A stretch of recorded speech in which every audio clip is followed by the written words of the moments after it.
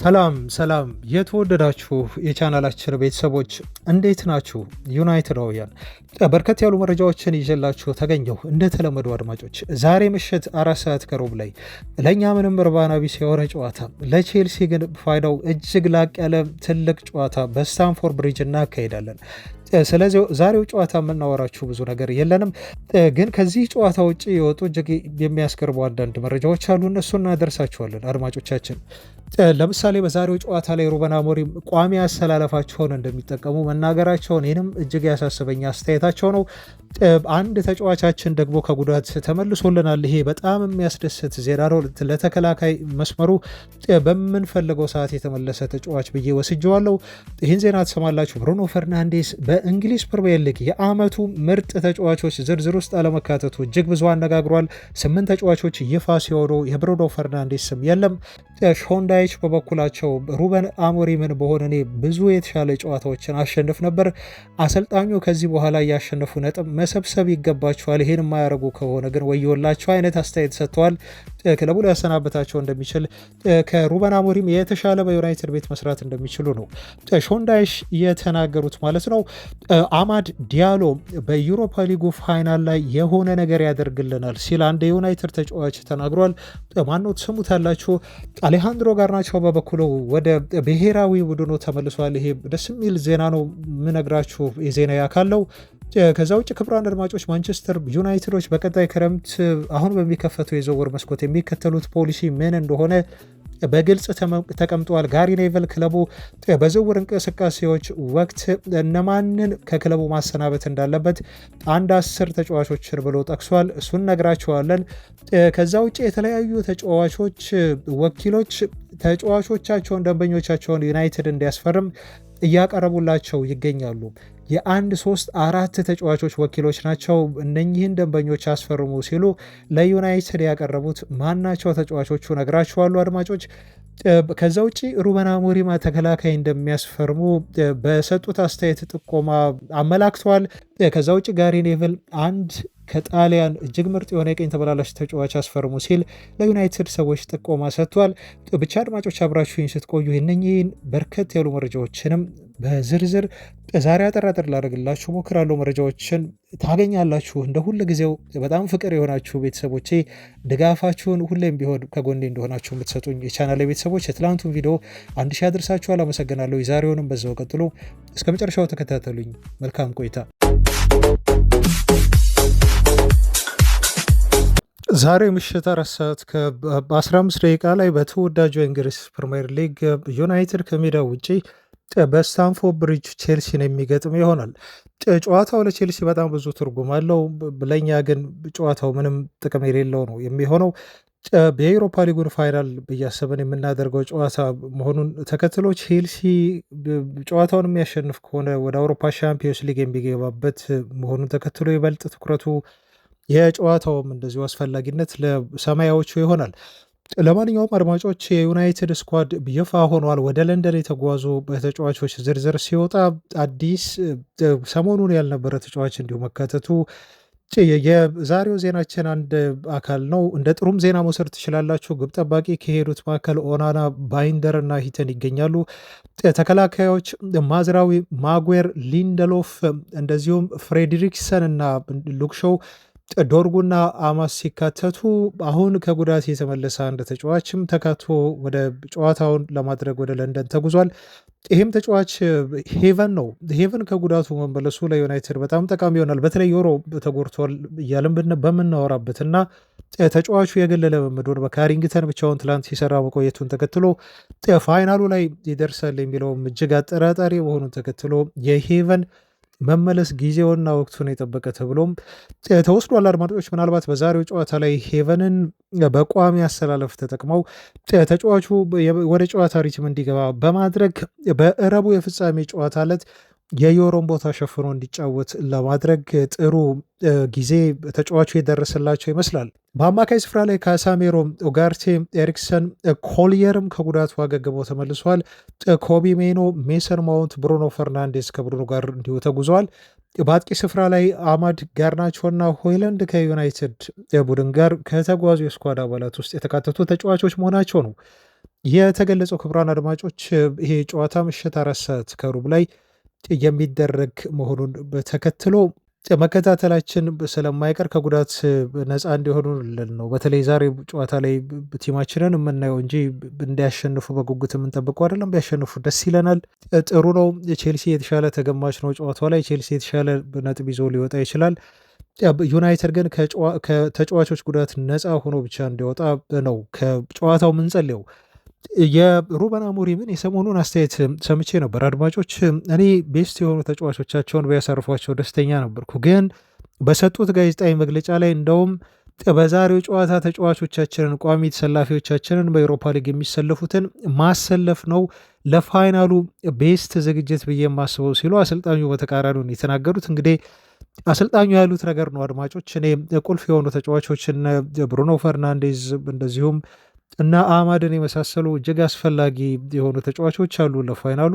እነሱን ተጫዋቾች እንደሚጠቀሙና ቤስት የሆነ ስኳዳቸውን ለምሽቱ ጨዋታ ላይ እንደሚያሰልፉ ነው አሞሪም የተናገሩት። ምክንያቱም ፋይናሉ ላይ በጥሩ ሁኔታ ዝግጅት ማድረግ ካለብን መዘጋጃ ጨዋታችን ነው ይሄ ሲሉ ነው ተጫዋቾችን ከማስቀመጥ ይልቅ በቋሚ አሰላለፍ ተጫዋቾቻቸው እንደሚገቡ በጋዜጣ መግለጫቸው ላይ የተናገሩት ማለት ነው። እንግዲህ አሰልጣኙ ይሄን የሚያደርጉ ከሆነ ያውቃሉ። ብቻ እድል ከኛ ጋር እንድትሆንና ከጉዳት ነፃ እንድንሆን ነው የምመኘው። ዩናይትድ በአማካይ ስፍራ ላይ ካሳሜሮ ኡጋርቴና ብሩኖ ፈርናንዴስ ከተሰለፉ የመሸነፍ እድሉ እጅግ በጣም ጠባብ ነው የሚል መረጃ አይቼ ትንሽ አስገርሞኛል። 11 ያህል ጨዋታዎችን በእነኚህ 3 አማካዮች አሰላለፍ በማካተት ዩናይትድ ጨዋታዎችን ማድረግ ችሏል፣ በሁሉም ውድድሮች ማለት ነው አድማጮች። የተሸነፈው ከ11 ጨዋታ ግን አንዱን ብቻ ነው። 6 አሸንፎ 4ቱን አቻ ወጥቷል። በአንድ ጨዋታ ብቻ ተሸንፈዋል ማለት ነው። ስለዚህ ዩናይትድ በእነኚህ 3 አማካዮችን በማሰለፍ በቋሚነት ወደ ሜዳ ገብቶ ካደረጋቸው ጨዋታዎች ውስጥ ሌስተር ሲቲን 5-2 አሸንፈዋል። ከቼልሲ ጋር 1 አቻ፣ ከፓወክን 2-0 አሸንፈዋል። እንዲሁም ሌስተርን 3-0 አሸንፈዋል። ከኤቨርተን ጋር 2 አቻ ወጥቷል። በፎረስት 1-0 ተሸነፈ። ከሲቲ ጋር 0-0 ወጥቷል። ከሊዮን ጋር 2 አቻ ወጥቷል።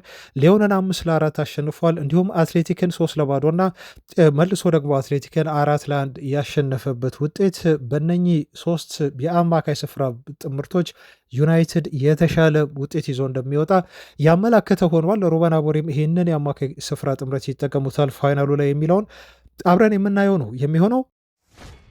ከትላንት ይፋ ከሆነ አንድ መረጃ ደግሞ ትንሽ ቅር ያሰኘን መረጃ ወጥቷል እና የእንግሊዝ ፕሪሚየር ሊግ የዓመቱ ምርጥ ተጫዋች በሚል ወይም ፕሪሚየር ሊግ ፕላየር ኦፍ ዘ ይር እጩዎች ላይ የብሩኖ ፈርናንዴስ ስም አለመካተት ነው አነጋጋሪ ሆነው። 8 ተጫዋቾች ዝርዝራቸው ይፋ ሲሆን ነው እንግዲህ ዩናይትዶች እንደ ቡድን ጥሩ የሆነ ሲዘን እንዳላሳለፉ ሁላችንም የምናውቀው ነው። ግን በግል ደረጃ ብሩኖ ፈርናንዴስ በጣም ጥሩ የሆነ ሲዘን ነው ያሳልፈው። በርካታ ጎሎችን አስቆጥረዋል። በርካታ ለጎል እንደዚሁ የበቁ ኳሶችን ማቀበል የቻለ ልጅ ነው እና መሐመድ ሳላ እጩ ሆነው ቀርቧል። ባይዛክ እና ምቤሙም እንደዚሁ እጩ ሆነው የቀረቡ ተጫዋቾች ናቸው። በእነኚህ ተጫዋቾች ጥያቄ ያነሳ የለም። ሌሎች እጩ ሆኖ የቀረቡ ተጫዋቾች ግን በብሩኖ ፈርናንዴዝ ምንድን ነው የሚበልጡት ብሩኖ ፈርናንዴዝን ብለን ስናነሳ ጥያቄ የሚያስነሳ ነው እና ብሩኖ ትላንት ዲስሬስፔክት ሆኗል። ይሄ ዝርዝር ውስጥ መካተት ነበር። ልጁ በግሉ ባደረገው እንቅስቃሴ ይገባዋል። ቢያንስ እጩ ዝርዝር ውስጥ ሊካተት የሚገባው ነበር። ሌሎቹን ስናይ ለምሳሌ ክሪስ ውድ ተካቷል እዚህ ውስጥ። ሞርጋን ጊብስ ዋይትም እንደዚሁ ተካቷል። በእርግጥ ከኖቲንጋም ፎረስት ጋር በጣም ጥሩ ጊዜ ያሳልፈዋል እነኚህ 2 ተጫዋቾች። ሪያን ግራቨር ቤርክም እንዲሁ ከሊቨርፑል የተካተተ ነው። ዲክላን ራይስ ከአርሰናል ተካትቷል። ቨርጅል ቫንዳይክም ከሊቨርፑል የተካተተ ሆኗል ማለት ነው። ግን ዝም ብላችሁ ስታስቡት አድማጮች ቫንዳይክ እና ከአንዳንድ ተጫዋቾች የተሻለ ሲዝን እንዳሳለፈ በዚህ ዝርዝር ውስጥ ከተካተቱት ተጫዋቾች መካከል ብሩኖ ፈርናንዴዝን መናገር ትችላላችሁ። ግልጽ የሆነው ነገር ምንድን ነው? በመስፈርቱ ላይ ዩናይትድ መጥፎ ሲዝን ስላላሳለፈ ብሩኖ ፈርናንዴዝ እዚህ ዝርዝር ውስጥ አልተካተተም ነው። ለማንኛውም ግን የሚያስገርማችሁ በብዙ ስታቶች ላይ ለምሳሌ ቻንስ ክሬተር በሚለው ስታት ብሩኖ አንደኛው ነው በሊጉ። በነገራችሁ ላይ ፕሮግረሲቭ ፓስ በማድረግ እና ስሩቦል በማድረግ ራሱ ብሩኖ የመጀመሪያው ደረጃ የተቀመጠ ነው።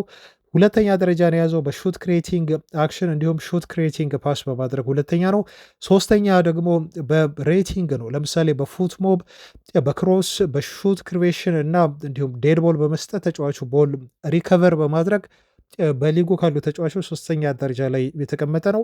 እንደዚሁም በሬቲንግ አራተኛ ደረጃ ላይ ተቀምጧል። በሶፋ ስኮር፣ በአሲስት፣ በኤክስፔክትድ አሲስት፣ በሎንግ ፓስ ኮምፕሊትድ እንዲሁም ፕሬስ ፓስ ኢንቱ ፔናልቲ ኤሪያ በማድረግ ተጫዋቹ አራተኛ ነው። ስድስተኛ ላይ ደግሞ ቢግ ቻንስ ክሬት በማድረግ ታክል ዎን በማድረግ አታኪንግ ሰርድ ውስጥ እንዲሁ አክቲቪቲዎችን በማድረግ ብሩኖ ስድስተኛ ሆኖ ሳለ ነው እንግዲህ ይሄ ሁሉ ቁጥራዊ መረጃዎች ስታቶች እየደገፉት ብሩኖ ቶፕ 8 ፕላየር ኦፍ ሲዝን በሚለው የፕሪሚየር ሊግ እጩዎች ውስጥ ያልተካተቱ አድማጮች ዜናዎቻችን ቀጥለዋል። ክቡራን አድማጮች አሁን ደግሞ የጄሚ ኦሃራን አስተያየት እንመልከት። ከዚህ በፊት ተናግረን ነበር አድማጮች፣ አንድ ክርክር አንስቼ ካስታወሳችሁ በዚህ ሲዘን ዩናይትድ የኤሮፓ ሊጉን ሻምፒዮን ቢሆንና በአውሮፓ ሻምፒዮንስ ሊግ ቢገባ ዋንጫ ቢያገኝ ከአርሰናል የተሻለ ሲዘን አያሳልፍም ወይ? ምክንያቱም አርሰናል ሁለተኛ ነው፣ ምንም አይነት ዋንጫም በሲዝኑ ሳያገኝ ማጠናቀቁን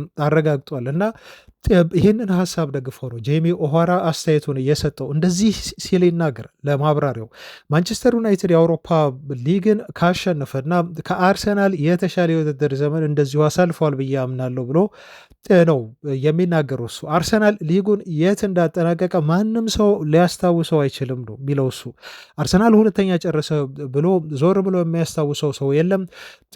ወይ አንደኛ መሆን ነው ያለበት፣ የሊጉ ሻምፒዮን ሊሆን ይገባዋል። አለበለዚያ ግን ማንም ሰው አርሰናል ሁለተኛ ጨረሰ ብሎ ግድ ሊሰጠው አይችልም። ፕሪሚየር ሊጉ ለዩናይትድ እጅግ አደጋ እንደነበረ፣ መጥፎ ሲዝን እንዳሳለፉ በሊጉ አውቃለሁ፣ እረዳለሁ። ግን ዩናይትድ ረቡዕ ካሸነፈ እና የሻምፒዮንስ ሊግ እግር ኳስ ተሳትፎን የሚያገኝም ከሆነ የውድድር ዘመኑ የመጀመሪያ ግብ ዋንጫ ማሸነፍ ስለሆነ ዩናይትድ ሁለት አይነት ድል ነው የሚቀናጀው። ዋንጫውን አንድ ያሸንፋል፣ ሁለተኛ ወደ አውሮፓ ሻምፒዮንስ ሊግ የሚያሳትፈውን ትኬት ያገኛል። ስለዚህ ከአርሰናል የተሻለ ሲዘን አሳልፈዋል ብዬ መናገር ይችላለሁ ብሏል ኦሃራ። በሌላ ዜና ደግሞ የቀድሞ የኤቨርተን አለቃ የነበሩት ሾን ዳይች ስለ ሩበን አሞሪም የሰጡት አስተያየት እጅግ መነጋገሪያ ሆኗል። እኔ ሩበን አሞሪምን ብሆን ከእሳቸው የተሻለ ጨዋታዎችን አሸንፍ ነበር በዩናይትድ ቤት ሲሉ የሰጡት አስተያየት ነው መነጋገሪያ የሆነው። እንዲሁም አሰልጣኙ መከተል ስላለባቸው ፎርሜሽን አብራርተዋል። እንደዚህ ነው ያሉት ሾን ዳይች ማንቸስተር ዩናይትድን ማሰልጠን እንደሚፈልጉ በግልጽ ከተናገሩ በኋላ ከሩበን አሞሪም የበለጠ ጨዋታዎችን ሁሉ ማሸነፍ እችል ነበር በሚል ነው ለስቲክ ቱ ፉትቦል ፖድካስት ለስካይ ስፖርት ቴሌቪዥን በሰጡት ቃለመጠይቅ ላይ ይሄን የተናገሩት። ልወስደው የምፈልገው አንድ ትልቅ ስራ የቱ ነው ብላችሁ ከጠየቃችሁኝ የክለቡን ትልቅነት አይቼ ሁል ጊዜ ማንቸስተር ዩናይትድ በሚል ምላሽ ይሰጣለሁ። ዩናይትድን ማሰልጠን ከምፈልጋቸው ክለቦች አንዱ ነው የሚሉት። ማንቸስተር ዩናይትድ ብቻ ስለሆነ ሳይሆን ክለቡን ማሰልጠን የምፈልገው ነገር ግን በክለቡ የቀድሞ ጊዜ በሰራው እጅግ ሞገስ ባለው ድል ምክንያት ዩናይትድን ማሰልጠን እፈልጋለሁ። አሁን በአስቸጋሪ ሁኔታ ውስጥ ክለቡ እያሳለፈ እንደሆነ አውቃለሁ። ግን ዓለም አቀፍ ብራንድ የሆነ ትልቅ እጅግ ኃይለኛና ገናና የሆነ ክለብ ነው። አሞሪም ግዴታ ከዚህ በኋላ የተወሰኑ ጨዋታዎችን ቶሎ ቶሎ ቢያሸንፍ ይሻለዋል። እኔ እዛ ሄጄ በራሴ መንገድ ብጫወት ብዙ ጨዋታዎችን ማሸነፍ እችል ነበር ብዬ ገምታለሁ። አሰልጣኙ ዝም ብሎ የ4-4-2 መሰረታዊ የሆነውን የእግር ኳስ ሲምፕል ፎርሜሽን መርሆችን ቢከተልና ለተጫዋቾች ቀለል ያለ ትዕዛዞችን መስጠት ብቻ በዩናይትድ ስኳድ የተወሰኑ ጨዋታዎችን ለማሸነፍ በቂ ነው።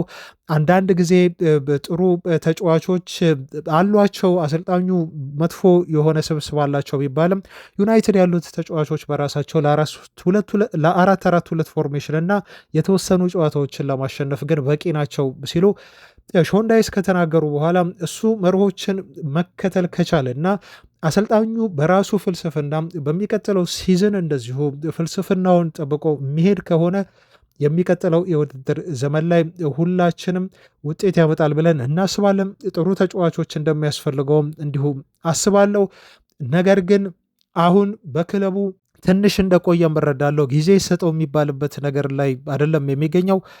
በክለቡ በርከት ያሉ ወራቶችን ቆይቷል። ስለዚህ አሰልጣኙ በቅርቡ አንዳንድ ጨዋታዎችን ወይም ድሎችን ማምጣትና ቢያሸንፍ ወይም ማሸነፍ መጀመር ቢሻለዋል አሞሪም ሲሉ ሾን ዳይች በዚህ መልኩ አስተያየታቸውን ሰጥተዋል ማለት ነው። ይሄን የማያደርግ ከሆነ አሞሪም በዩናይትድ ቤት ያለው ቀጣይ ቆይታነት አጠራጣሪ መሆኑን እና ዩናይትድን ለማሰልጠን ከሚመኙት ክለቦች መካከል አንዱ እንደሆነ ነው የተናገሩት። ከዚህ በፊት በኤቨርተን እጅግ አሰልቺ የሆነ ጨዋታ ብዙ ሰው በሚጠላው የጨዋታ ፎርሜሽን እየተጫወቱ በኤቨርተን የተሰናበቱ እና በቀጣይ ሲዘን አዲስ ክለብ ይዘው ወደ ፕሪሚየር ሊጉና ወደ ስልጠናው ዓለም ለመመለስ የሚያስቡ አሁን ግን ስራ አጥ የሆኑ አሰልጣኝ ናቸው ሾን ዳይስ ስለ ሩበን አሞሪም በዚህ መልኩ የተናገሩት።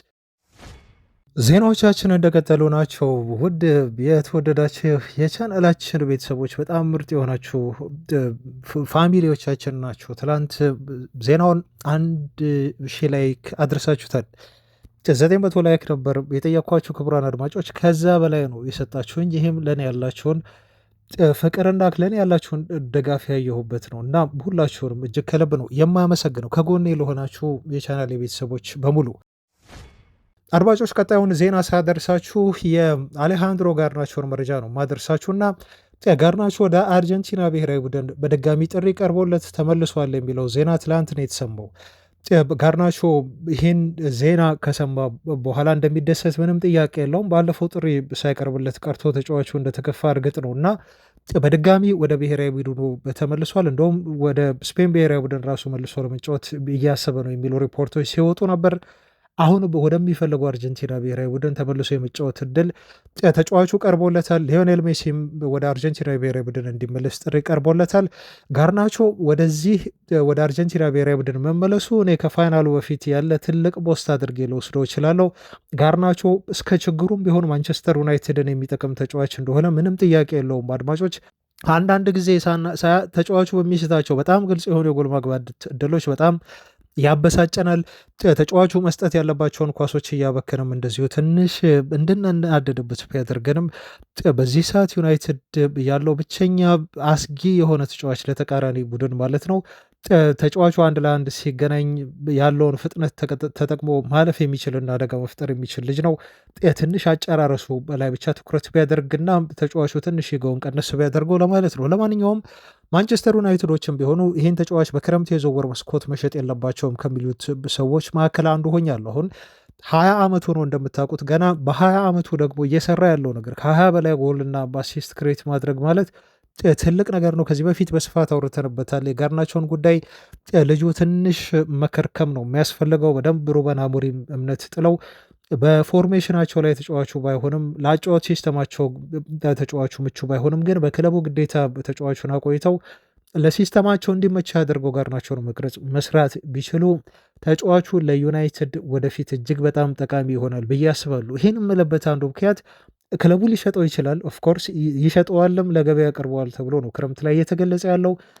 ከተጫዋቹ ሽያጭም እስከ 50 ሚሊዮን ዩሮ ሊያገኝ ይችላል ዩናይትድ።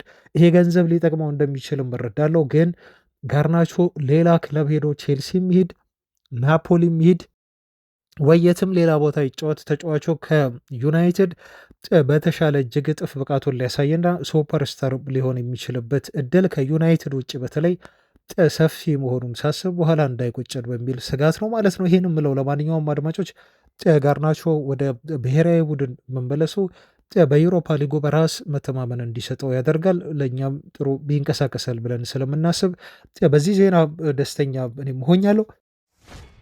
ወደ ዝውውር ዜናዎቻችን ደግሞ እንለፍ እና በርከት ያሉ የዝውውር ወሬዎች እየተወሩ ነው ያሉት አድማጮቻችን። አሁን የዝውውር መስኮቱ ገና ሳይከፈት በአንዳንድ ክለቦች ፈጠን ያለ እንቅስቃሴ እያደረጉ እያስፈረሙ ነው ያሉት። የአርሰናልን እንቅስቃሴ ታያላችሁ። ያው ዙቢሜንዲን አስፈርመዋል። እነ ሲቲም አልተኙም። እንዲሁም ሊቨርፑል በተለይ በጣም እየተቀላጠፉ ነው። አንድ ተጫዋች እንደውም የዩናይትድ የዝውውር ራዳር ውስጥ የነበረ ልጅ ለማስፈረም ኦልሞስት እንደጨረሱ እየተወራ ነው። ፍሪምፖንግ ይባላል። ዩናይትድ እጅግ አጥብቆ የፈለገው የነበረ ተጫዋች ነው። ነገር ግን ተቀላጥፎ ይሄን ልጅ በፍጥነት ከእጃቸው ለማስገባት ተቃርበዋል። እንደዚህ ነው ዝውውር መሆን ያለበት። ዩናይትድ የፍጻሜውን ጨዋታ ካደረገ በኋላ ብዙ ነገሮችን ሊያፈጥን እንደሚችል እኔ በግሌ እገምታለሁ። ግን አሁንም ቢሆን በዝውውር መስኮቱ እንቅስቃሴ ላይ ዩናይትድ እየተጓተተ ነው የሚል እምነት አለኝ። ምክንያቱም ቀርቦ መጨረስ ይችል ነበር። የኩኔሃን ጉዳይ እስካሁን ድረስ አላጠናቀቀም፣ ግን ነገሮች ከጀርባ እየተካሄዱ እንደሆነ ነው ምገምተው ብዙ ተጫዋቾችን ያስፈርማል በሚል አሁን በርካታ ተጫዋቾች ስማቸው ከዩናይትድ ጋር እየተወራ ያለበት ሁኔታ ነው ያለው። ለምሳሌ ትላንት ከወጡ መረጃዎች ውስጥ ዩናይትድ እንደ ከዚህ ቀደሙ ከፍተኛ ገንዘብ አውጥቶ በሌሎች ክለቦች ራሳቸውን ያሳዩ ሱፐርስታሮችን አያስፈርምም የሚል ሪፖርት ወጥቷል። የፖሊሲ ለውጥ አድርገዋል ዩናይትዶች የተባለው በጣም ኤክስፔንሲቭ የሆኑ ሚስቴኮችን ለመስራት ክለቡ ዝግጁ አይደለም። ስለዚህ የሚያመጣቸው ተጫዋቾች የክለቡን የመግዛት አቅም ያማከሉ ይሆናሉ።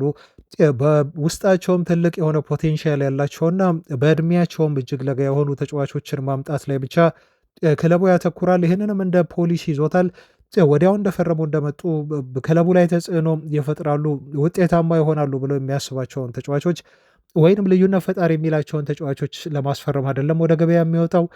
ክለቡ የወደፊቱን እያሰበ ነው ወደ ዝውውር መስኮት ወጥቶ ተጫዋቾችን የሚያስፈርመው የሚል የክለቡን ዝውውር በተመለከተ የሚከተለውን አካሄድ መረጃ በዚህ መልኩ ወጥቷል። ለዛም ይመስላል እንደ ዴላፕን የመሳሰሉ ተጫዋቾችን ለማስፈረም አሁን ክለቡ በቁጥር አንድ የዝውውር ኢላማነት ይዞ ለማስፈረም እንደተቃረበ የተነገሩ አድማጮች በተለይ ጄሰን ዊሎክስ የተባሉት የክለቡ ቁልፍ ሰው በዝውውሮች ላይ በታዳጊ ተጫዋቾች ምልመላ ላይ የሚሰሩ ናቸው። ለዩናይትድ ከ18 እስከ 20 በሚጠጉ ዕድሜ ያላቸውን ተጫዋቾች ማስፈረማቸውን መመልመላቸውን አሁንም ይቀጥላሉ ማለት ነው።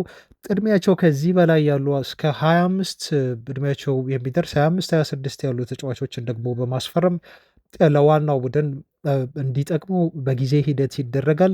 እንደዚህ አይነት ታዳጊ ተጫዋቾችን ደግሞ እነ ዊሎክስ በሚያመጧቸው በሚጠቁሟቸው መሰረት ሲመጡና ለወደፊቱ ማንቸስተር ዩናይትድ ግንባታ የሚበጁ ተሰጥኦ ያላቸው ተጫዋቾች እንዲመጡ ታስቧል በሚል ነው ክለቡ ምን አይነት የዝውውር አካሄድ እንደሚከተል ሰፋ ያለ መረጃ የወጣው ማለት ነው። ከዚሁ ጋር በተያያዘ ጋሪ ኔቭል የሰጠው አስተያየት አለ። አድማጮች ዩናይትድ በቀጣይ ክረምት ላይ ምን ያህል ተጫዋቾችን ነው ከክለቡ ማሰናበት ያለበት ለሚለው የተከታዩን ምላሽ ሰጥቷል። ኦቨርላፕ ላይ ነው ከደጋፊዎች ጋር ባደረገው ቃለ መጠይቅ ተጠይቆ በዚህ መልኩ ምላሽ የሰጠበት ከ8 እስከ 10 ተጫዋቾች መሄድ አለባቸው ብዬ አስባለሁ ብሏል። ውላቸው የሚጠናቀቁ 3 አሊያም 4 ተጫዋቾች በክለቡ ይኖራሉ ሲል ከተናገረ በኋላ ሌላ ተጨማሪ 5 ወይም 6 ያህል ተጫዋቾችን ደግሞ ከክለቡ ማሰናበት ያስፈልጋል። እነሱን ለማስወጣት ደግሞ የካሳ ክፍያ መክፈል ክለቡ ይኖርበታል፣ ይገደዳል። የራሽፎርድ ደሞዝ አሁን በግማሽ የሚከፍለው ማንቸስተር ዩናይትድ መሆኑን እናውቃለን ብሏል። በሳምንት 180 ሺህ ፓውንድ ዩናይትድ እየከፈለው ነው ተጫዋቹ ለአስቶን ቪላ የሚጫወተው ነው ያለው። በአመት ደግሞ 8 ሚሊዮን ፓውንድ ማለት ነው። ተጫዋቹ ከዩናይትድ ካዝና ብቻ ለክለቡ ሳይጫወት በአመት እስከ 8 ሚሊዮን ፓውንድ በዚህ መልኩ ሊወስድ ይችላል እያለ ነው የሚገኘው ኔቭል። ባለፉት 10 ዓመታት ብሩኖን ሳይጨምር ወደ ዩናይትድ ክለብ የተቀላቀሉ እያንዳንዱ ተጫዋቾች ዩናይትድ መጥፎ የሆነ ክለብ እንደሆነባቸው አምናለው። ብሩኖ ፈርናንዴዝን ሳይጨምር ይህንን ክለብ የተቀላቀሉ ተጫዋቾች በሙሉ በእግር ኳስ ሕይወታቸው የተሻለ ነገር ማግኘት አልቻሉም። ብሩኖ ፈርናንዴዝ ግን እጅግ ጎልቶ የሚታይ ተጫዋች ነው። የሚያደርገው ነገር እጅግ አስደናቂና የማይታመን ነው። የቀሩት ተጫዋቾች በሙሉ ለምሳሌ እንደ ዲማሪያ እና ባስቲያን ሽዋንስታይገር የመሳሰሉት የፈረሙት ተጫዋቾች በሙሉ ከእግር ኳስ ከፍታቸው ለማንቸስተር ዩናይትድ ፈርመው በእግር ኳስ ደረጃቸው ዝቅ ብለው ከዩናይትድ የለቀቁ ተጫዋቾች ናቸው በሚል ነው እንግዲህ ጋሪ ኔቭል ከብሩኖ ፈርናንዴዝ ውጪ ባለፉት ጥቂት ዓመታት ለዩናይትድ ፈርሞ የተሳካለት ስኬታማ የሚባል ዝውውር ያደረጉለት ተጫዋች እንደሌለ በዚህ መልኩ አስተያየቱ ነው የሰጠው ማለት ነው። ዩናይትዶች ለማንኛውም ቀጣይ ክረምት ላይ በተለያዩ ቦታዎች ላይ ተጫዋቾችን ለማስፈረም ስማቸው እየተነሳ እየተወራ ነው ያለው። ቀጣይ መረጃ የምናደርሳቸው የአንዳንድ ተጫዋቾችን ዝውውር መረጃ ነው። ጋሪ ኔቭል ግን ከክለቡ 10 እና ከዛ በላይ የሆኑ ተጫዋቾች ሊለቁ ሊሰናበቱ ይገባል ብሎ ተናግሯል። ማርከስ ራሽፎርድን በተመለከተ ደግሞ ከዚሁ ጋር አያይዤ አድማጮች በሳምንት 350 ሺህ ፓውንድ ነው የሚያገኘው። ተጫዋቹ ደሞዙን ለመቀነስ ፈቃደኛ አይደለም ተብሎ ተነግሯል። በአስቶን ቪላ 40 ሚሊዮን ፓውንድ በውሉ ላይ ተቀምጧል። የሚፈልጉ ከሆነ ለማስፈረም ማስፈረም ይችላሉ፣ ይህን ያህል ገንዘብ ከፍለው። ግን ቪላዎች እስካሁን ድረስ አልወሰኑም ተጫዋቹን ለማቆየት። ምናልባት በአውሮፓ ሻምፒዮንስ ሊግ ያላቸውን ተሳትፎ ማረጋገጥ ይፈልጋሉ። ከዛ በኋላ ነው በራሽፎርድ ቆይታ ላይ የሚወስኑት ተብሎ ነው የተነገረው። ራሽፎርድ ግን ወደ የትኛውም ክለብ ያምራ፣ እንግሊዝም ሌላ ክለብ ይፈርም በ350 ሺህ ፓውንድ ደሞዙን ሊቀንስ ፍላጎት እንደሌለው እና ምናልባትም ወደ ባርሴሎና ካመራ ብቻ ይሄን ሊያደርግ እንደሚችል ነው የተነገረው። ይህን ያህል ገንዘብ ከፍሎ ተጫዋቹን ማስፈረም የሚፈልግ ክለብ ከሌለም ተጫዋቹ በግዴታ ወደ ዩናይትድ ሊመለስ የሚችልበት እድል ሰፊ እንደሆነ አሊያም በተመሳሳይ የተጨማሪ የአንድ ዓመት በውሰት ተጫዋቹን ለሌላ ክለብ ሊሰጥ እንደሚችል ነው እየተጠበቀ የሚገኘው። ዜናዎቻችን ቀጥለዋል። ክቡራን አድማጮች ቪዲዮውን ላይክ እንድታደርጉ ሀሳብ አስተያየቶቻችሁን እንዲሁም የተሰማችሁን ከታች በኮሜንት እንድታሰፍሩ እጠይቃለሁ። ወደ ቀጣይ መረጃዎቻችን ስናልፍ ከዝውውር ጋር በተያያዘ የቼሪክ ፈላጊ ስለመሆናቸው ዩናይትዶች መገለጹን ከዚህ በፊት ሰምታችኋል አድማጮች። አሁንም ወኪሉ እየገፋፋ ይገኛል። ዩናይትድ እና ሊቨርፑል ተጫዋቹን እንዲያስፈርሙት በየጊዜው እያናገራቸው ኮንታክት እያደረጋቸው ይገኛል የሚል መረጃን ከኦት ኦፍ ሳይድ ይዞ ወጥቷል። እና ተጫዋቹ እንግዲህ በኦልድ ትራፎርድ ሲጫወት ተመልክተነዋል። በጣም ግሩም የሆነ ክህሎት ያለው ልጅ ነው። የሊግዋን ምርጥ ድሪቭለር በሚል እንዲሁም ትላንት ሽልማቱን ተረክቧል። ኤደን ሃዛርድ ነበር ይህን ሽልማት የሰጠው። ቼሪክ በቀጣይ ሲዝን በሊዮን የሚቆይ አይመስልም። ክለቡም ሊሸጠው ዝግጁ ነው። ምክንያቱም የውል ማፍረሻ ሂሳብ አለው። ይሄ ውል ማፍረሻ ሂሳቡ ደግሞ በጣም ትንሽ የሚባል ነው። ወደ 26 ሚሊዮን ፓውንድ ተብሎ ነው የተገለጸው፣ ወይም ወደ 30 ሚሊዮን ዩሮ ነው የተባለው። ምናልባት እዚህ ላይ የተወሰኑ ገንዘቦችን ሊያስጨምር ይችላል። እስከ 30 ሚሊዮን ፓውንድ ወይም 35 ሚሊዮን ዩሮ ሊልቅ ይችላል በአንዳንድ የወኪልና የተለያዩ ክፍያዎች ጭማሪ ምክንያት። ይህን ገንዘብ መክፈል የሚችሉ ክለቦች ግን ልጁን ማስፈረም ይችላሉ ተብሎ ወኪሉ ማንቸስተር ዩናይትድ እና ሊቨርፑል የመሳሰሉ ክለቦች ተጫዋቹን እንዲያስፈርሙት እድሉን ሰጥቷቸዋል። ተጫዋቹን አቅርበውላቸዋል። የክለቦቹ ውሳኔ ይጠበቃል ማለት ነው። ምክንያቱም ቼሪክ በፕሪሚየር ሊግ መጫወት ህልሙ ነው። ለዛ ነው ዩናይትድ እና ሊቨርፑል እንዲያስፈርሙት ራሱን ያቀረበላቸው ተብሎ የተገለጸው። ዩናይትዶች በተጫዋቹ ቀጣይ ክለብ ዙሪያ ወኪሉ ኢንፎርም እንዲያደርጋቸው አዳዲስ ነገሮችን እንዲያሳውቃቸው ጠይቀዋል ተብሎ ነው የተነገረው። ከሊቨርፑል በኩል ያለው ፍላጎት ጠንከር ይበል አይበል የተባለ ነገር የለም። ብሪያን ቼሪክ ገና 21 ዓመቱ ነው። በ21 ዓመቱ ነው እንግዲህ በሊጓን ምርጥ ድሪብለር በሚል ሽልማት ማግኘት የቻለው። ይሄ ብቃቱን በኦልድ ትራፎርድ ማሳይቶናል። ጥሩ ድሪብል ማድረግ ይችላል። ተከላካዮችን ያምሳል። የጎል ማግባት እድሎችን ሲፈጥርና እንደዚሁም ጎል ሲያስቆጥር ተጫዋቹ የተመለከትነው ብቃቱ ነው ማለት ነው። ከዚህ በፊት አድማጮች ከሊዮን ጋር ጨዋታ ከማድረጋቸው በፊት ሩበን አሞሪም ወደ ኦልድ ትራፎርድ ለመግባት ለደጋፊዎች ፊርማ በሚያኖሩበት ሰዓት አንድ የክለቡ ደጋፊ ሳይን ጊዮኬሬስ ኤንድ ሪያን ቼሪክ ብሎ ሩበን አሞሪምን ጥያቄ አቅርቦለት ነበር። ሩበን አሞሪም ምንም አይነት ምላሽ ሳይሰጥ ነበረ ለደጋፊው ጥያቄ በሳቅ እንደዚሁ ያለፈው ማለት ነው። ዩናይትዶች ይህን ተጫዋች ያመጡታል አያመጡትም? ፍላጎታቸው ውስጥ ጠንከር ያለ ነው ወይንስ ደግሞ የጋዜጦች ተራሩመር ነው የሚለውን ወደፊት እኛም አብረን የምናይ መረጃውንም እየተከታተልን የምናደርሳችሁ ይሆናል። አድማጮች ፍሪ ኤጀንትነት ካሉ ተጫዋቾች ውስጥ ደግሞ ትላንት እየሰማ ነው ሰሞኑንም እየሰማ ነው ያለነው አንድ መረጃ ጆናታን ዴቪድ ወደ ጣሊያን ለማምራት ሳይወሰን አይቀርም የሚሉ ሪፖርቶች እየወጡ ነው የሚገኙት። ወደ ናፖሊ አይ ቲንክ በደንብ ስሙ ከናፖሊ ጋር እየተነሳ ነው፣ ወደ ሮማ የሚልም መረጃ አለ። ብቻ በአጠቃላይ ጆናታን ዴቪድ አሁን ወደ እንግሊዝ ከመምጣት ይልቅ ወደ ስፔን ከመሄድ ይልቅ ይበልጥ ልቡ ወደ ጣሊያን እያመራ እንደሆነና በዛ በሴሪያው የመጫወት እድሉ ሰፊ እንደሆነ ነው ቀጣይ ሲዝን ላይ መታዘብ የቻልነው። ይህም ደግሞ ዩናይትድ ከሚፈልጋቸው የአጥቂ መስመር ተጫዋቾች አንዱን እንዳጣ ነው። ምክንያቱም ይሄ ፍሪ ኤጀንት ስለሆነ በነፃ ሊያገኘው የሚችል ነው። ሌሎች ክፍያዎች ቢኖሩም ከዝውውሩ ውጭ የሆኑ ማለት ነው አድማጮች። ለማንኛውም ሎሪ ሳኔ ደግሞ በወኪሉ አማካይነት ተጫዋቹ በባየር ሙኒክ የቀረበለትን ኮንትራት አልፈረምም። እንደምታውቁት ከክለቡ ጋር መስማማት አልቻለም።